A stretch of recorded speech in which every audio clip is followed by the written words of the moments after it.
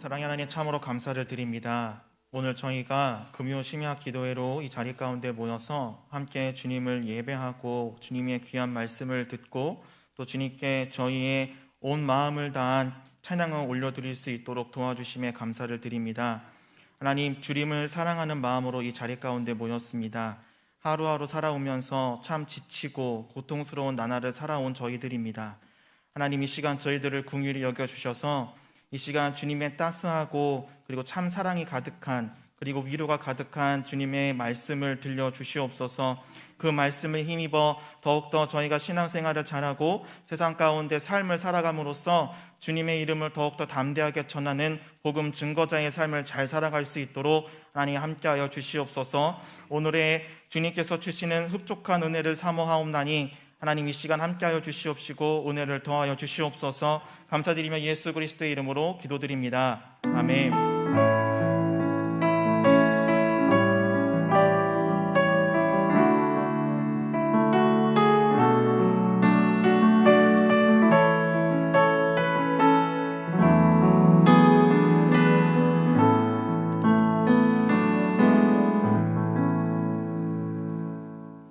이 시간 같이 말씀 살펴보도록 하겠습니다. 오늘 함께 나눌 말씀은 마가복음 11장 1절부터 11절의 말씀입니다. 마가복음 11장 1절부터 11절의 말씀, 제가 가지고 있는 성경으로 신약 73면에 있습니다. 마가복음 11장 1절부터 11절의 말씀입니다.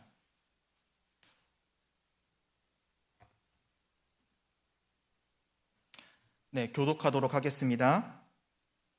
그들이 예루살렘에 가까이 와서 감람산 벳바게와 베다니에 이르렀을 때에 예수께서 제자 중 둘을 보내시며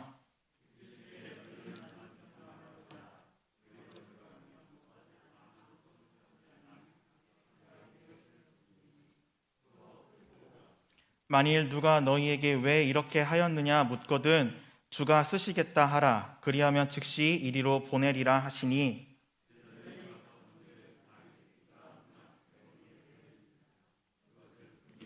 거기 서 있는 사람 중 어떤 이들이 이르되 나귀 새끼를 풀어 무엇하려느냐 하매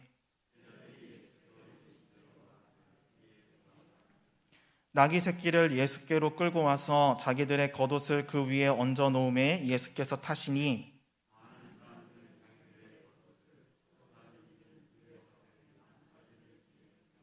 앞에서 가고 뒤에서 따르는 자들이 소리 지르되 호산나 찬송하리로다 주의 이름으로 오시는 이여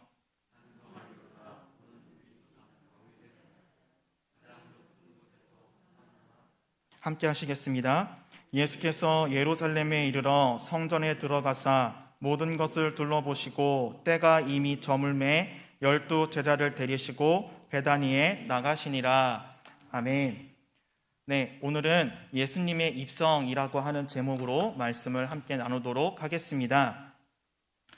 먼저 오늘 금요 심야 기도회에 나오신 여러분, 그리고 온라인으로 함께 예배하는 모든 예배자에게 하나님께서 주시는 귀한 은혜와 사랑이 함께 하시기를 소망합니다. 참 오랜만에 이 자리 가운데 서게 된 것 같습니다. 개인적으로는 3월 어느 날에 금요 심야 기도회 설교가 있다는 것을 알고 있었습니다.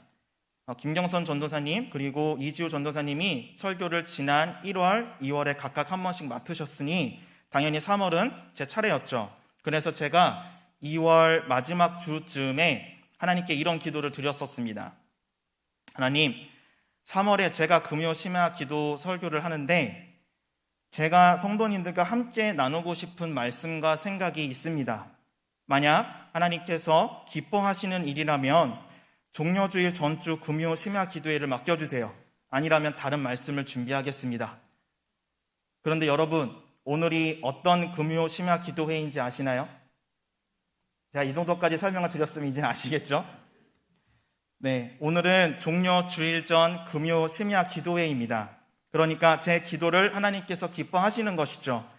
하나님께서 응답해 주신 오늘 금요 심야 기도회 말씀을 사모하고 찬양으로 하나님께 영광 올려드리며 전심으로 기도하며 주님을 찾는 모든 예배자에게 하나님께서 주시는 귀한 은혜가 가득할 줄로 믿습니다.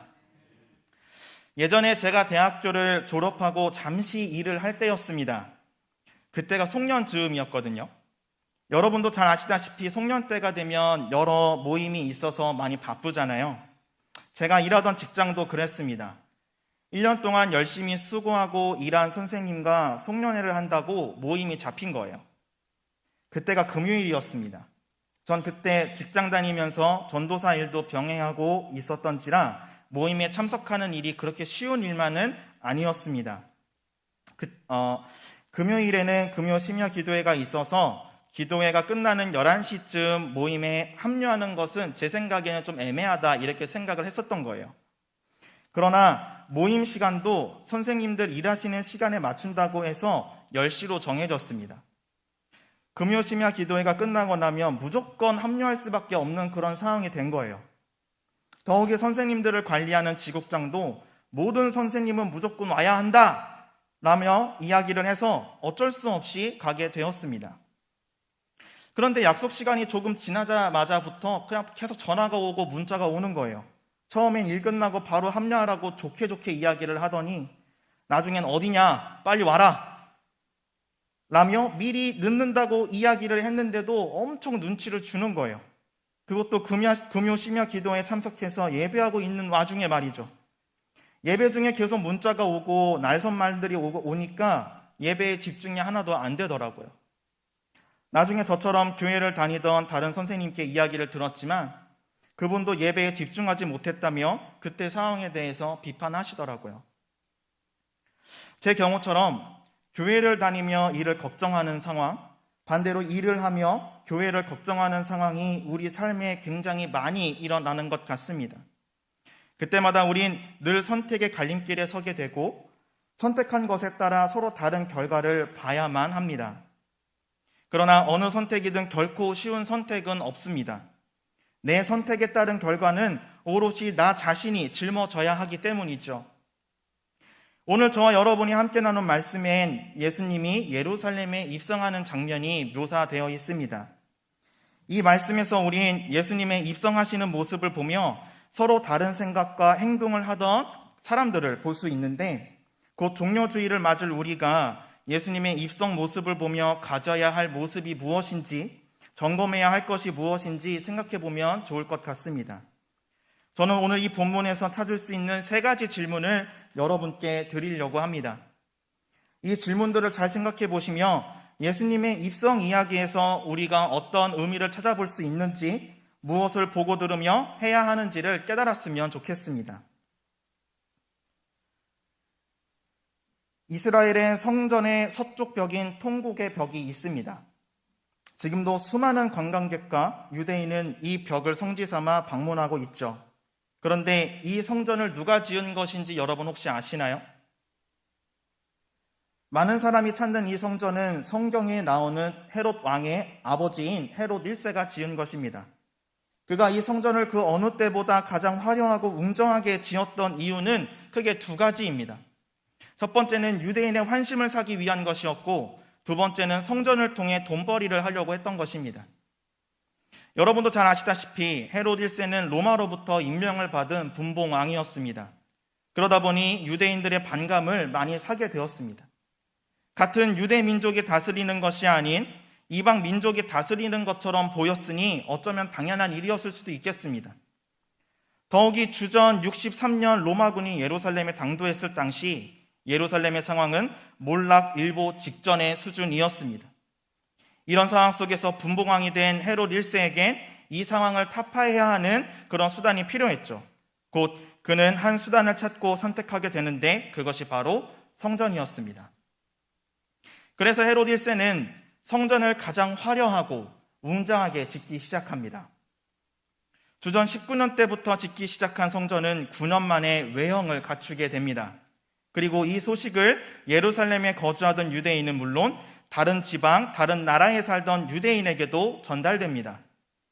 본래 그들은 예루살렘에 돈을 보내기는 했어도 예루살렘에 올 생각을 하지는 않았던 그런 사람들입니다.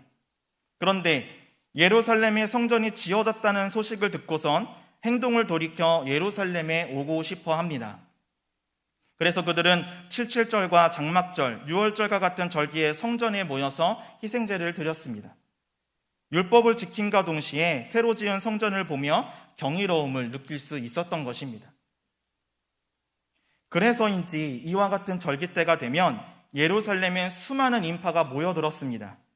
고대 역사가 요세푸스는 유월절을 맞아 예루살렘을 찾는 인파가 약 270만 명 정도 되었다라고 기록했는데요.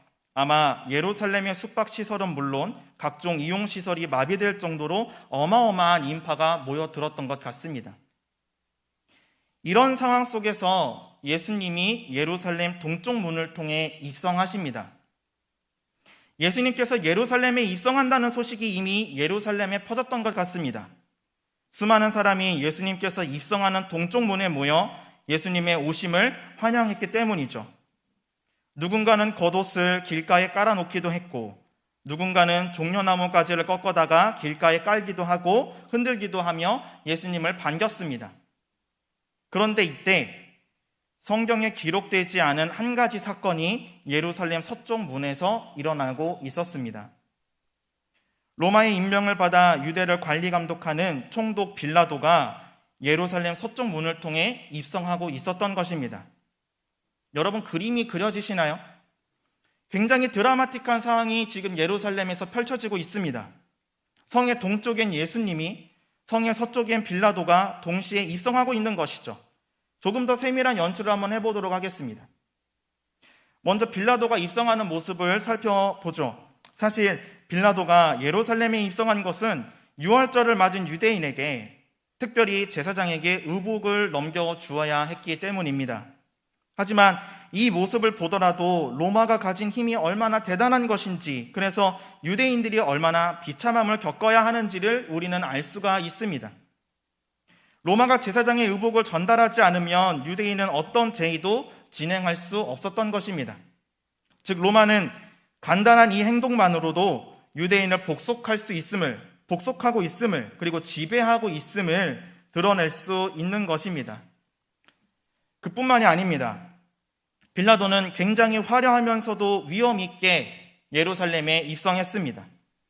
반짝이는 갑옷과 윤나는 가죽옷을 입고 제식을 딱딱 맞추며 행진하는 기병대와 보병대를 거느린 빌라도, 거기에 로마를 상징하는 제국의 독수리를 앞세웠으니 그 위험이 얼마나 높아 보였겠습니까? 약 270만 명이라고 하는 인파를 통제하고 다스리는 데 필요한 행차기도 했지만, 빌라도의 이와 같은 행차는 마치 로마 황제의 행차와 같은 느낌이었을 것입니다. 이에 반해 예수님의 행차 모습은 어땠을까요? 수많은 인파가 환영하긴 했지만 빌라도의 행차와는 비교되는 것 같습니다. 빌라도는 강한 힘의 상징인 군대를 앞세워 입성했지만 예수님은 몇몇 제자들만을 데리고 입성하셨습니다. 빌라도는 멋진 말이 즐비한 채 입성했지만 예수님은 고작 나귀 새끼가 전부입니다.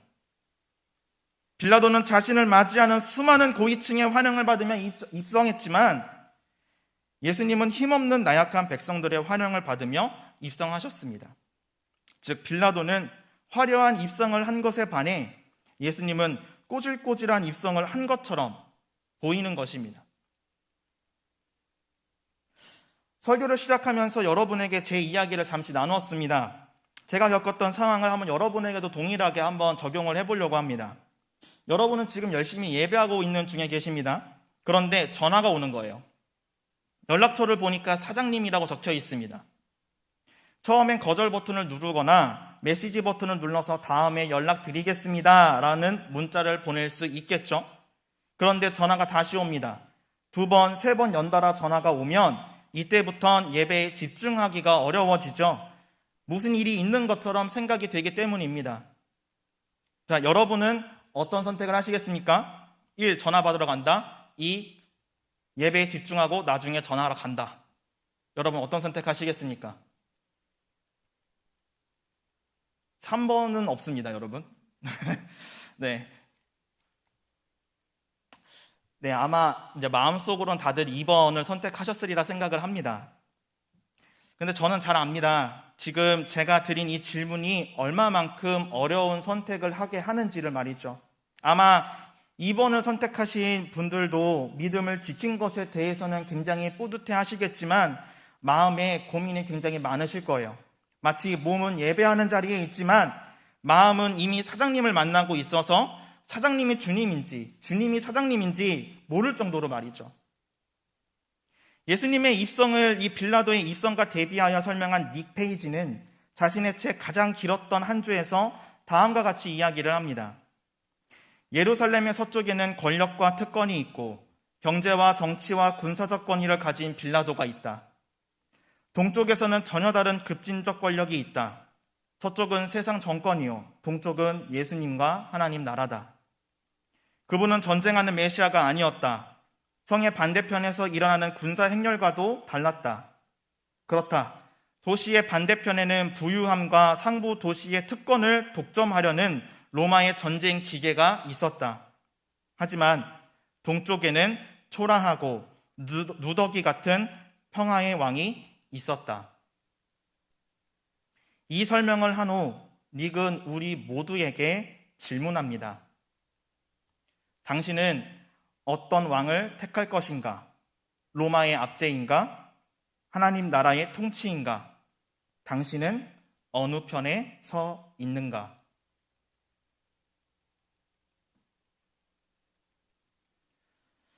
예수님은 제자들이 끌고 온 나귀 새끼를 타고 예루살렘에 입성하셨습니다.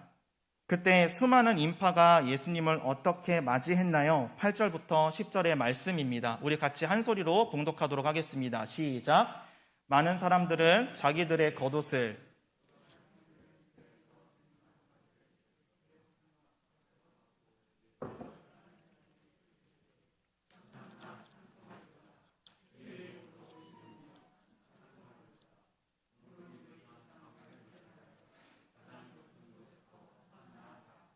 아멘. 네, 혹시 지금 사장님한테 문자 온 거 아니겠죠, 여러분? 네, 예수님의 고향에선 배척했던 것에 반해 예루살렘에선 예수님을 열렬히 환영하며 환호하고 있습니다. 무언가 예수님께 바라고 기대하는 것이 있는 것처럼 보이기도 하죠. 예루살렘에 있었던 사람들이 예수님께 바라던 것은 과연 무엇이었을까요? 우리는 그 단서를 호산나와 다윗의 나라라는 그들의 외침에서 찾아볼 수 있습니다. 호산나는 이제 구원하소서라는 뜻을 가진 말입니다. 그러니까 예수님의 앞과 뒤를 따르며 호산나를 외친 것은 예수님께서 구원자이심을 선포하는 행위였죠. 그런데 뒤이어 등장하는 표현인 다윗의 나라가 있습니다. 이스라엘 사람들에게 다윗은 굉장히 위대한 왕이었습니다. 정복자였고 위대한 용사기도 했죠. 인파가 호산나를 외치며 다윗의 나라를 부르짖은 것은 결국 그들이 예수님께 기대하는 바가 무엇인지를 명확히 드러냅니다. 즉, 인파가 예수님께 바란 것은 로마의 전복과 함께 이스라엘의 국권 회복이었던 것입니다. 그래서 예수님의 행차 모습을 가만히 살펴보면 왕이나 개선 장군의 모습이 보입니다. 그런데 이 모습은 예수님이 의도적으로 표현하신 것이 아닌 다른 사람들에 의해 만들어진 모습입니다. 예수님의 이미지가 순식간에 사람들이 바라고 기대하는 모습으로 바뀐 것이죠. 왕이나 개선장군의 모습으로 말입니다. 여러분, 우리는 예수님이 무엇을 가지고 오신 것인지 잘 알고 있습니다. 예수님의 목적은 하나님 나라의 증언과 전달입니다. 가난한 자들에게 복음을 전달하셨고 온갖 병든 자와 귀신 들린 자를 만나 그들의 병을 낫게 하셨습니다. 이뿐만 아니라 사람들에게 죄인이라 손가락질을 받던 소위 소외된 자를 만나 그들의 지위를 회복케 하셨습니다. 그래서 예수님이 만난 모든 자에게 하나님의 나라가 전달되었습니다. 온갖 불공평한 것이 없고 아픈 것이 없는 치유의 나라, 공평한 나라, 정의가 회복된 나라가 전달된 것이죠. 예수님은 처음부터 끝까지 온 이스라엘의 관심을 하나님께 집중하도록 하려는 일에 관심을 가지셨고 집중하셨습니다. 로마를 정복하고 빼앗긴 나라를 되찾아오는 것에 관심이 있으셨던 것이 아니었다라는 것이죠. 그런데 사람들은 예수님을 향해 어떤 기대를 가졌습니까? 다윗과 같은 위대한 왕, 큰 용사, 정복자의 모습을 기대했던 것입니다. 그들의 이와 같은 기대가 바람이 평화를 가지고 오신 예수님을 순식간에 반역자로 만들었습니다. 예수님을 큰 위기에 몰아넣고 있는 것이었습니다. 서쪽에 있던 빌라도가 이 소식을 듣고 곧장 군사를 보내 예수님은 물론 환호했던 모든 자를 잡아와도 전혀 이상할 것이 없는 그런 상황이 지금 만들어지고 있는 것이죠. 여러분, 우리도 예수님이 오시는 것에 대해 큰 기대를 하는 사람들입니다. 예수님께서 오셔서 은혜 주시고 복을 주시고 동행해 주시는 것을 날마다 바라며 기도하는 사람들인 것이죠. 그런데 우리가 예수님께 바라는 모습이 혹 예수님을 잘못 생각하게 만들지는 않았을까요? 예수님은 우리를 죄로부터 구원하여 다시 하나님과의 관계를 잘 맺을 수 있도록 만들려는 목적을 가지고 이 땅에 오셨습니다. 하나님 나라가 우리 삶의 모든 영역 안에 있게 하려고 예루살렘에 입성하신 것입니다. 그런데 예수님의 오심을 바라는 우리가 예수님의 관심사에는 전혀 관심이 없고 오직 나만을 위한 특별한 일을 해주시는 것만을 바라고 있는 것은 아닌지 우리는 생각해 봐야 할 것입니다. 오늘 이 예배 자리에 나옴에 있어서 예수님의 관심에는 전혀 관심이 없고 습관적으로 예배하러 나온 것은 아닌지, 내가 바라는 것만을 이야기하러 나온 것은 아닌지 우리는 생각해 봐야만 하는 것입니다. 만약 우리가 정말 이런 모습을 가지고 이 예배 자리에 나온 것이라면, 예수님을 환영하는 자리에 나온 것이라면 우리의 모습은 저 무지한 이스라엘 사람들과 전혀 다를 것이 없습니다. 우리 역시 예수님을 순식간에 반역자로 만드는 것이고 위험한 상황으로 내모는 것과 같은 것입니다. 예수님의 예루살렘 입성을 우리 내면으로 비유하여 살펴본다면 예수님은 오늘 우리의 육신과 심령 가운데 하나님 나라를 전달하려, 그래서 평화를 선포하러 오고 계신 것입니다. 예수님은 우리가 평안하기를 원하십니다. 우리 안에 하나님 나라가 가득 있기를 바라시는 것이죠.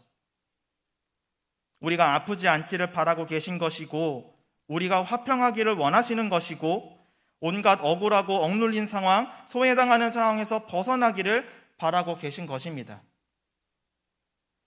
여러분은 예수님의 이와 같은 목적에 합한 생각으로 예배하고 계시나요? 예수님의 예루살렘 입성, 내 안으로의 입성을 보며 예수님과 전혀 다른 생각과 마음을 갖진 않으셨나요? 지금 여러분은 어떤 생각을 하고 계신가요?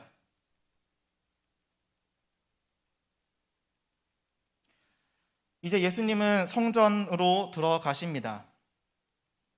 마가는 예수님이 그곳에서 모든 것을 둘러보셨다고 기록했습니다. 예수님은 그곳에서 무엇을 보셨을까요? 그리고 어떤 마음과 생각을 가지셨을까요? 이제 다시 헤롯 성전에 대해서 생각해 보겠습니다. 말씀드렸다시피 헤롯 성전은 헤롯 1세가 경건하고 거룩한 마음으로 지은 것이 아닌 그저 돈벌이로 유대인의 환심을 사기 위해 지은 성전이었습니다.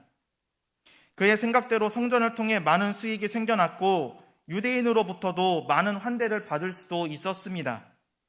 하지만 이것은 성전이 시장처럼 되는 이유가 되었습니다. 하나님 말씀을 제대로 이해하지도 알지도 못하는 이방인이 성전을 짓다 보니 거룩해야 하는 성전에서 거룩을 찾기가 어려워졌습니다. 하나님이 계시는가 계시지 않는가는 헤롯 1세에게 중요한 것이 아니었습니다.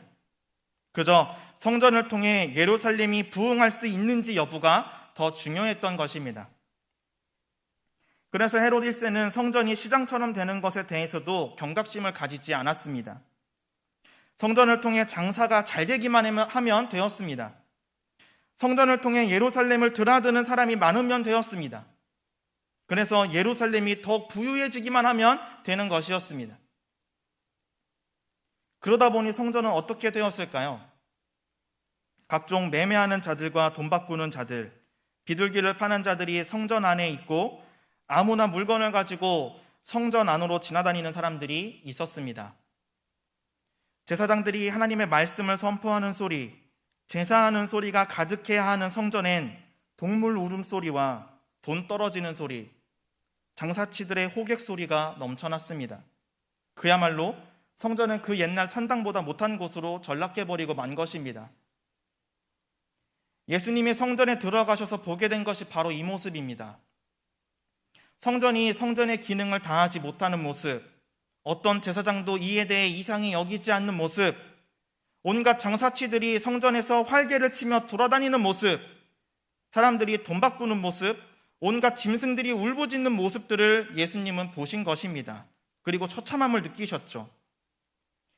이와 같은 성전의 모습에 대해 예수님이 느끼신 것은 이후의 말씀에서 명백히 설명되는데요. 좀 길긴 하지만 같이 읽겠습니다. 마가복음 11장 11절부터 17절의 말씀입니다. 예수께서 예루살렘에 이르러 성전에 들어가사 모든 것을 둘러보시고 때가 이미 저물매 12 제자를 데리시고 베다니에 나가시니라. 이튿날 그들이 베다니에서 나왔을 때에 예수께서 시장하신지라. 멀리서 잎사귀 있는 한 무화과 나무를 보시고 혹 그 나무에 무엇이 있을까 하여 가셨더니 가서 보신즉 잎사귀 외에 아무것도 없더라. 이는 무화과의 때가 아님이라. 예수께서 나무에게 말씀하여 이르시되 이제부터 영원토록 사람이 내게서 열매를 따먹지 못하리라 하시니 제자들이 이를 듣더라. 그들이 예루살렘에 들어가니라. 예수께서 성전에 들어가사 성전 안에서 매매하는 자들을 내쫓으시며 돈 바꾸는 자들의 상과 비둘기 파는 자들의 의절을 둘러 엎으시며 아무나 물건을 가지고 성전 안으로 지나다님을 허락하지 아니하시고 이에 가르쳐 이르시되 기록된 바 내 집은 만민이 기도하는 집이라 칭함을 받으리라고 하지 아니하였느냐. 너희는 강도의 소굴을 만들었도다. 이제부터 영원토록 사람이 내게서 열매를 따먹지 못하리라. 이는 예수님이 성전을 두고 하신 말씀입니다. 성전에서 얻을 수 있는 열매가 하나도 없다는 말씀을 비유로 하신 것입니다. 또한 성전에 들어가셔서는 직접 온갖 부정부패 요소를 제거하십니다. 매매하는 자들과 돈 바꾸는 자, 비둘기를 파는 자들의 상을 둘러 엎으시고 쫓아내셨으며 아무 물건이나 가지고 성전 안을 활개치는 것에 대해서도 허락하지 않으셨을 뿐만 아니라 강도의 소굴을 만든 것에 대해 질타하시며 성전은 만민이 기도하는 집이라고 분명하게 선포하셨습니다. 하나님이 사람들의 기도에 귀를 기울이시고 사람들이 하나님께서 말씀하시는 것에 집중하고 그 말씀을 듣는 곳이 성전임을 만천하에 선포하신 것이죠. 이처럼 예수님께서 성전에 들어오셔서 모든 것을 둘러보셨다는 이 말씀은 우리로 많은 생각을 하게 합니다. 이를 오늘 우리의 상황으로 조금 바꿔서 생각해 볼까요? 만약 예수님께서 지금 우리가 예배하는 이 자리에 저 문을 열고 들어오셔서 모든 것을 둘러보신다면 어떨까요? 우리가 보는 여러 요소도 보시겠지만 이곳과 온라인으로 예배하는 우리의 마음과 생각까지 다 보실 것입니다. 우리가 예배하는 모습까지 다 지켜보시겠죠. 이처럼 예수님이 둘러보시는 이곳, 그리고 우리의 마음 가운데 있는 성전은 어떤 상태인가요? 잘 정리정돈된 상태인가요? 하나님께서 임재하시기에 부족함이 없도록 잘 준비된 상태인가요? 예수님께서 보셔도 한 점 부끄러움이 없는 상태로 잘 준비되어 있나요? 오늘 우리 가운데 찾아오신 예수님은 우리 안에서 과연 어떤 모습을 보셨을까요? 사랑하는 꿈만 엘림교회 성도 여러분, 저는 오늘 설교를 하면서 크게 3가지 질문을 여러분께 드렸습니다. 첫 번째는 여러분은 빌라도와 예수님 중 어느 편에 서 있는가? 두 번째는 예수님과 다른 생각, 다른 마음을 품지 않았는가? 세 번째는 예수님이 우리 안에서 어떤 모습을 보셨을까라는 것입니다. 질문이 각기 다른 것 같지만 모두 예수님이라는 공통 요소를 가지고 있습니다. 그래서 이 질문들을 다 포함하는 질문 한 가지를 여러분께 드림으로 설교를 마치려고 합니다. 한번 따라해 주시겠습니까? 나는 예수님의 사람인가? 다시 한번요. 나는 예수님의 사람인가? 내가 몇 % 예수님의 사람인지를 여쭙는 것이 아닙니다. 나는 전적으로 예수님의 사람인가? 라는 것을 여쭙는 것입니다. 예수님의 사람은 빌라도와 예수님 편에서 어느 편에 서야 할지를 확실히 아는 사람입니다. 예수님의 사람은 예수님과 같은 생각과 목적을 가진 사람입니다. 또 예수님의 사람은 예수님의 마음을 품고 있는 사람입니다. 그래서 예수님의 사람은 세상을 살아가며 세상의 가치와 기준, 목적을 가지고 사는 사람이 아니라 세상을 살아가며 하나님의 가치와 기준, 목적을 가지고 사는 사람들입니다. 이제 우리는 이틀 뒤 종려주일 고난주일을 맞이합니다. 사순절의 마지막 주간이자 이 세상에 살았던 가장 위대한 사람의 마지막 일주일의 시작이기도 한 날입니다. 예수님의 삶을 묵상하고자 교회 차원으로 비아돌로로사 순례도 진행하고 있죠. 이 모든 행사를 진행하고 예배가 진행되는 이유가 무엇이겠습니까? 우리를 구원하신 예수님의 고난의 길을 동행하며 우리를 향한 하나님의 사랑을 느끼고 경험하자라는 취지 아니겠습니까? 여러분 혹시 이 사람이 누군지 기억하시나요? 네, 2020년 다니엘 기도에 나왔던 박광식 문화선교사입니다. 그분이 이런 이야기를 한 적이 있어요. 우리를 살리려고 아들을 죽였다고 하는데 눈물이 안 나오죠. 그건 고장난 겁니다. 나는 예수님의 사람인가? 라는 질문 앞에서 혹시 고민하고 있다면 우리 또한 고장난 것입니다. 빌라도와 예수님 사이에서 갈팡질팡하고 있다면 그건 고장난 거예요. 예수님의 오심을 보면서 예수님과 다른 생각과 목적을 가진 것도 고장난 거예요. 예수님이 우리 안에 오셔서 이것저것을 둘러보실 때 우리 마음이 불편하고 어딘가 석연치 않다면 우린 고장난 것입니다. 저와 여러분 모두가 온전한 예수님의 사람이 되기를 소망합니다. 고장났다면 고쳐야죠. 우리에게 가장 필요한 것을 소망해야죠. 우리가 소망해야 할 것이 무엇입니까? 바로 하나님 나라입니다. 하나님 나라가 우리 안에 임하기만 한다면 우리는 치유를 경험하게 될 것입니다. 하나님 나라가 우리 안에 임하기만 한다면 우리를 억누르는 모든 요소가 모두 제거될 것입니다. 하나님 나라가 우리 안에 임하기만 한다면 우리를 소외시키던 모든 것들이 예수의 이름으로 떠나가게 될 것입니다. 하나님 나라가 우리 안에 임하기만 한다면 우리를 무겁게 짓누르던 죄가 사라지게 될 것입니다. 이것이 예수님이 이 땅 가운데 전해주고 가신 하나님 나라의 놀라운 비밀입니다. 하나님 나라를 소유하기만 하면 우리는 자유를 얻은 자가 되는 것이요 구원받은 자가 되는 것입니다. 사랑하는 성도 여러분, 하나님 나라를 소망하는 자들이 되기를 바랍니다.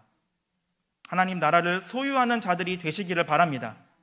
그래서 온전한 예수님의 사람이 되기를 바랍니다. 그래서 예수님이 목적하신 바를 이어가는 온전한 예수님의 사람이 다 되었으면 좋겠습니다.